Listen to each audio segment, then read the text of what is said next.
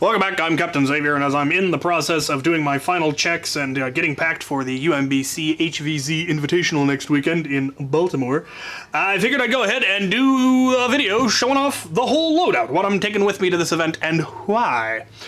My primary loadout will be my new standard heavy loadout, which includes my dual pew-pews as my sidearms on my thigh setups there, and my FDL3 with side-mounted proton pack-fed Jupiter. I got to test it at GCC at Grove City College, and it performed absolutely flawlessly. It was everything that I was hoping it would be, and more. I was really very, very pleased. There were a couple of little kinks I needed to work out, things that came loose, things that I realized, I should probably tighten that or fix that or whatever. But in general, the loadout was extremely, extremely functional and very comfortable. The one thing I kind of need to work on is maybe a more comfortable shoulder strap. The strapping is a little bit awkward. But other than that, it worked beautifully. Now, there are a few differences from what I took it to GCC and what I'll be taking to UMBC, but it's mostly the secondary options. So GCC did have super zombies. They had a whole plethora of them, tanks and boomers, and they had perked zombies, noodles and shields, they had volatiles, they had just a whole variety of them. Some of them were NPCs and some of them were, in fact, human players that had gotten those powers, and they required, many of them required some form of super heavier ammunition. They had medium and heavy ammunition, so I had both. I had socks on my loadout for throwing. I also had a Meeker 28 with a rocket in the off chance that came up. It never did. I also had my Mega XL Kronos with me, and that did save me a couple of times and did see service. So that kind of stuff I don't need at UMBC because they don't have super zombies, that kind of super zombie. They do have perked zombies, shields, and noodles, but they don't take any kind of special ammunition. The only time you will ever need any kind of special ammunition is when you're taking out a ZNPC, they're called, which is a moderator playing a special zombie character or a special NPC of some kind. And if a special ammunition is required, it will be provided to us by the mod team. So don't have to worry about anything other than standard ammunition. That is super handy. Now, for capacity, my vest will actually hold up to 12 full-size magazines. I have 6 AA pouches, though I typically only run 6 magazines and then 1 in the blaster, and then this side has other stuff, socks or brains or what have you, MacGuffins, that sort of thing. In the event that we're going into what we know is a really heavy engagement, whether it be a hold mission or the final mission or something like that, I may then add additional magazines as needed. I do also now have Mega XL darts up in here. These will also hold half-dart magazines, but you can, in this game, throw ammunition, but only one at a time. So you can only throw 1 dart or 1 sock or 1 whatever. And since those fit so nicely there, that's probably where I'll keep them. I will also have some socks and all of that. Camelback built into this. This is the strap that may get shifted a little. We will see. We will see how I decide to do that. But that's the vest.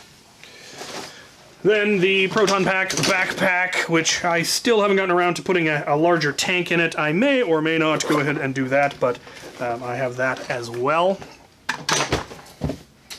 For my backup, I will of course be bringing my Elite Alpha Trooper, my Orange Modworks Elite Alpha Trooper, in the event that it's pouring rain and I don't want to take my fancy electronics out. The other thing that I will be bringing with me are my Orange Modworks Hammer Shots. And not just because they are my bad weather backup sidearms, but UMBC does something that I have seen. I don't think I've seen it implemented quite like this, but I have seen similar implementations where round 1 is made considerably more difficult in order to get those zombie numbers up, because it's a 1-day event. They got to get the horde built quickly. And so round 1, you have a 6-round max capacity. Now, that doesn't mean the blaster can only have 6 rounds. It just means that you can only have 6 rounds in it. So technically, I could use my pew-pews. I just could only put 6 rounds in the magazines. But rather than do that, I'm going to go with my 6-round hammer shots. It's just easier and a little bit easier to top up and less likely to drain them super quickly. I'm a little more likely to make my shots count. I will, however, be continuing to carry this.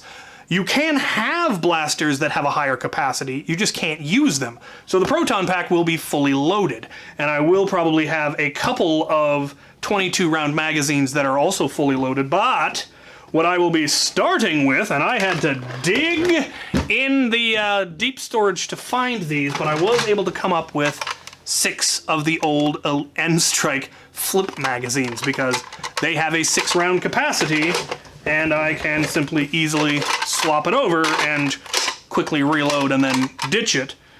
So that is what I will be running until the higher capacity blasters are unlocked. Now, we do not know what the conditions are that unlock them. It can be individual group missions, so we're going to be broken up into a number of mission groups and all sent off to do our own thing, rather than one big mission that all the humans are working towards. Each group will be given their own little set of mini-missions to work on, which is a really cool mechanic for this style of game when you've got a lot of different people, and I like that.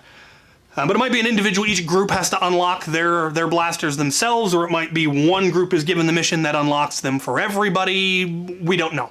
It might be a MacGuffin that each group has to acquire. All we know is that at the start of the mission, the first mission, 6-round capacity maximum is all you can use. You can also use thrown objects as well, of course. So that is what I will be running. I am really looking forward to this. I hope we make it past mission 1, because otherwise it's going to be a long trip to die badly in mission 1. But somebody has to, and it might as well be us. We will see how it goes. I'm also looking forward to the Nerf war the next day. I don't know how functional I will be by then, because that will be 3 or 4 days into this trip, and I will probably be completely bushed, so I'll probably just help mod that event and maybe join in a round or 2. We will see. I'll have all my stuff with me, of course. Perfectly functional, excellent, loadouts that are perfectly capable of performing, but we shall see what I decide to go with. So that's my loadout for UMBC. For those of you that are going to be there, I look forward to it. And there it is, in all of its absurd and opulent glory. But I know you. I know what you really want. You want to see a full loadout mag dump. That sounds like a lot of fun, so I'm going to do it. Tune in tomorrow to see that. Thank you for watching. Bangarang!